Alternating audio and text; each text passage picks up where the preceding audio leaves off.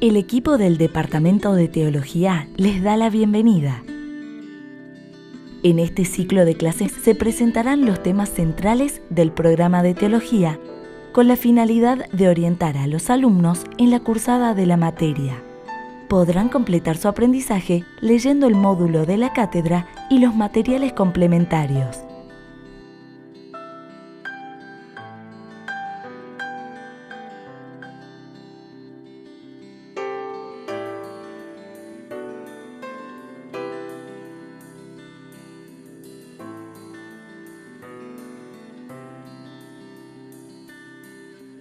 Muy buenas a todos los estudiantes de Educación a Distancia de la Universidad Católica de Salta.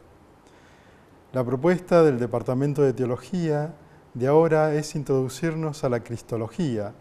La Cristología es el estudio de Jesús que posteriormente las comunidades llamaron el Cristo, las primeras comunidades, del cual pensaron que Él es el Salvador, el Hijo de Dios. En esta primera parte de la Cristología vamos a preguntarnos quién es Jesús el Cristo. Para esta respuesta, que es muy amplia, comenzaremos por indagar sobre las fuentes que nos hablan sobre Jesús. La primera fuente no son las denominadas el Evangelio o los Evangelios que están en el Nuevo Testamento. Estas fuentes son narraciones de aquellos que estuvieron cerca o que analizaron la vida de Jesús posteriormente a su muerte y resurrección. En los Evangelios nosotros podemos encontrar todo el misterio de Cristo, desde su nacimiento hasta su muerte en cruz y su resurrección. En ese periodo, entonces, en esa historia de Jesús, nosotros podemos ver claramente partes llamadas misterio, como por ejemplo el misterio de su infancia, que va desde el nacimiento, que casi todos los evangelios los narran, al nacimiento de Jesús, que nace en Belén, ¿no? Que tiene un nacimiento también extraordinario, que nace de una virgen, y también posteriormente hasta llegar a Jesús como adolescente que se pierde en el templo y encontrado por sus padres, por María y José. El posterior misterio es ya llamado el de la vida pública de Jesús, que comienza en algunos evangelios narrando el bautismo de Jesús en el río Jordán, ¿no? Y después todo lo que nosotros llamamos la proclamación del reino de Dios. La vida pública de Jesús está manifestada por sus discursos y también por sus milagros. Por último está el misterio pascual, en el cual se resumen tres momentos o tres grandes momentos. Primeramente, la pasión, la muerte y la resurrección. En esos últimos días de Jesús podemos ver cómo Jesús va cerrando su círculo de pensamiento, su círculo de acción, su círculo de intervención en esta historia de salvación. Primeramente cenando con sus amigos, después una oración en el huerto y después es arrestado, llevado primeramente al Sanedrín, para ser interrogado de manera desde la religión judía y posteriormente un juicio político con el gobierno romano frente a Poncio Pilato, en el cual es condenado a la cruz y esa condenación se hace efectiva en su muerte en la cruz. Posteriormente, las primeras comunidades narran que hay un suceso extraordinario después de la muerte, que este llamado Jesús de Nazaret resucita de entre los muertos, que es el Padre, el mismo Dios, que interviene en la vida de este Jesús de Nazaret, haciéndolo resucitar. Esa experiencia de las primeras comunidades, ¿no?, que descubren en Jesús el Cristo, va a ser después proclamado en lo que se llama querigma. Muy bien, esto evidentemente la centralidad de Cristo no puede negarse en el misterio de la salvación. Por eso es que es el misterio en el que más va a profundizar la teología. Precisamente en esto que el profesor Claudio acaba de desarrollar, los misterios de la vida de Jesús no son un simple relato, una simple historia a modo de un cuento o una biografía, sino que tienen un profundo contenido teológico. La infancia de Jesús que nombraba él indica una encarnación, un Dios que se hace hombre y viene a tomar la condición humana tal cual la vivimos nosotros. Es un misterio realmente admirable y es algo que sin las revelaciones y sin que Dios mismo nos lo contara, sería prácticamente imposible que el hombre pudiera acceder a un misterio tan grande. Es decir, Dios hecho hombre. Eso es algo no alcanzado por la mente humana. Luego los misterios de la vida pública de Jesús nos van mostrando la instauración del reino de Dios. Es decir, Jesús no ha venido simplemente a pasar un tiempo en la tierra como cualquier otro, sino a instaurar un reino nuevo y definitivo, que comienza con su propia persona. Es el dominio de Dios en la realidad de la criatura, en la realidad del hombre. Todo Dios que se vuelca al hombre, ese es el reino de Dios, que Él lo va a instaurar en su propia persona y lo va a anunciar con sus palabras, sus obras, sus gestos, sus milagros. Es un reino dinámico, es un reino que ya se hace presente con Jesús, pero que a la vez se va desarrollando. Por eso hay a veces una ambigüedad de terminología en los evangelios, donde se dice que el reino ya ha llegado o el reino que está llegando, porque las dos dimensiones se complementan. Se hace presente en Cristo, pero aún va caminando hasta conquistar el corazón de todos los hombres. Es muy interesante el tema del reino de Dios, sería para explicarlo realmente en un capítulo aparte.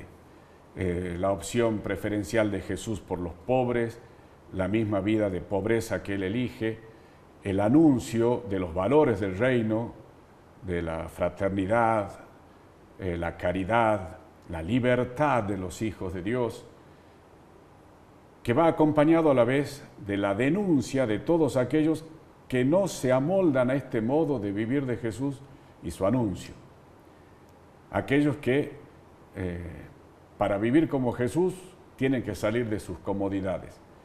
Por eso es que Jesús va a aparecer ante las autoridades como un subversivo, como alguien que viene a traer una versión distinta de la vida del hombre, de aquella que proponen las autoridades tradicionales o clásicas de poder, de opresión.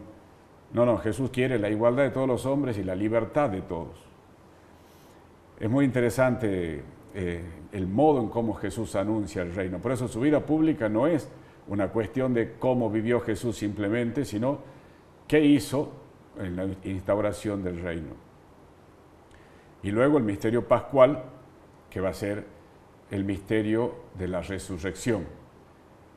Es el otro gran misterio al que el hombre tampoco jamás podría acceder, porque en el misterio pascual, al haberse Dios hecho hombre, resucita después de su muerte como hombre. Y en él la humanidad entera entra a participar de la vida divina. Y con eso podríamos decir, estamos marcando el corazón de lo que se llama el querigma. ¿Qué es el querigma? ¿Qué significa esta palabra? Son palabras en griego, en la teología se usan muchas palabras en griego, ya que era el lenguaje de aquellos tiempos. E incluso el Nuevo Testamento en completo fue escrito en griego, en la lengua llamada koiné, una lengua griego común. El querigma es un anuncio, es como un grito, es el anuncio simple, directo, de un acontecimiento que se proclamaba para anunciar de manera simple algún gran acontecimiento. Bueno, aquí el gran acontecimiento es el anuncio de Cristo, muerto y resucitado para nuestra salvación. Eso es algo que Pedro, que es la cabeza de los apóstoles, reconocido como el primer papa, según se lo nombró después, porque Jesús lo puso al frente de la iglesia, y es el que lleva la voz cantante entre los apóstoles. Después de Pentecostés y en algunos otros discursos se va a notar con mucha claridad dónde Pedro pone el acento, dónde va a marcar la centralidad. Cuando a la gente que se reúne con una fuerza indescriptible que viene de Dios, obviamente es el Espíritu Santo, no podría entenderse esto por la simpleza de Pedro, que era un pescador. Sin embargo, tiene una autoridad, una fuerza, una convicción en lo que dice, porque él es testigo de la resurrección de Cristo. Y con la fuerza del Espíritu Santo lo anuncia. ¿Qué anuncia? Que ese Jesús de Nazaret, que ha compartido con nosotros, que ustedes los judíos lo crucificaron, murió en la cruz, ha resucitado, y el que cree en él tiene vida eterna. Ese es el anuncio simple, es el querigma en lo central. El que cree en ese Jesús que murió y resucitó obtiene la salvación, es decir, participa de la vida que él recibió al resucitar. Por lo tanto, es glorificado. Esa es la gran esperanza del cristiano. Por eso el querigma es algo que debe ser reiterado constantemente en la vida de la iglesia. Sin perder esa centralidad, la iglesia después fue como ampliando un poco el querigma para dar, digamos, una visión completa de lo que significa la salvación. ¿Cuál sería el anuncio del querigma completo? Según lo que nosotros podríamos decir, lo necesario para salvarnos. Primero, descubrir el amor de Dios. Es decirle a cada uno, Dios te ama. ¿Por qué a veces no lo experimentamos? Tenemos el segundo elemento de esta realidad del hombre frente a Dios, que es el pecado. El pecado impide ver a Dios, impide experimentarlo, y entonces para eso viene Jesucristo, que es lo central que acabamos de anunciar, que viene a darnos la salvación. Él es el Señor, el Mesías, el Salvador, y no hay ninguno más. ¿Qué tenemos que hacer frente a ese Jesucristo? Arrepentirnos, convertirnos y creer en Él. Tenemos que depositar nuestra fe, tenemos que aceptarlo como verdad, porque no es el Salvador, sino mi Salvador. No es el Señor, sino mi Señor. Es mi salvación. Hacerlo como propio, hacerlo propio, eso me va a transformar la vida. Y ante eso surge la pregunta, ¿yo puedo vivir la vida que Jesús me propone?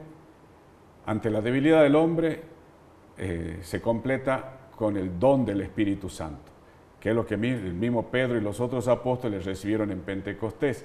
Si no, sería imposible ser testigo de Cristo. Viene el Espíritu Santo, que es el que da vida, el que lleva el conocimiento de la verdad, nos hace conocer a Cristo, y es el que da la fuerza para vivir, para llevarlo adelante. Con eso podríamos decir nosotros que completamos el querigma, que en la vida de la iglesia se va anunciando permanentemente en distintos ámbitos. Lo tenemos principalmente en la liturgia, en cada misa celebramos este es el misterio de la fe, anunciamos tu muerte, proclamamos tu resurrección, ven Señor Jesús. Muerte y resurrección de Jesús para nosotros. En la catequesis, en el anuncio que se hace a todos aquellos que van accediendo a los sacramentos, creciendo como cristianos, se anuncia el querigma porque no podemos caminar sin conocer a Jesucristo. Y especialmente lo tenemos que tener como actitud misionera. ¿Quién quiere conocer el cristianismo? ¿Quién quiere conocer nuestra religión? Pues tiene que conocer primeramente esto. Cuando se adhieren a Jesucristo, después podemos empezar a conocer las demás cosas. Pero conocer a Jesucristo, muerto y resucitado para nuestra salvación, es el corazón del cristiano. Podemos decir entonces que en la cristología, en el querigma, lo que se anuncia es una persona, ¿no? Que es Jesús. Ese anuncio de esa persona que es Jesús, ¿no? Nosotros tenemos que tener en cuenta que la fuente de ese Jesús tiene que ser neotestamentaria, es decir, los textos del Nuevo Testamento. Allí podemos conocer quién es Jesús.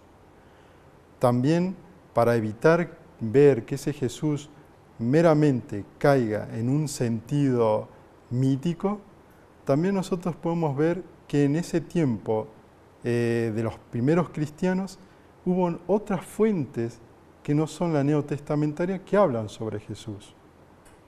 Que también a partir de ellas nosotros podemos decir que Jesús fue un hombre concreto e histórico, ¿no? Y para ir cerrando también este tema de la cristología, las fuentes y el querigma, el anuncio de Jesús, nosotros anunciamos una persona, pero no cualquier persona, sino anunciamos el resucitado, ¿no? La resurrección abre en la historia, ¿no?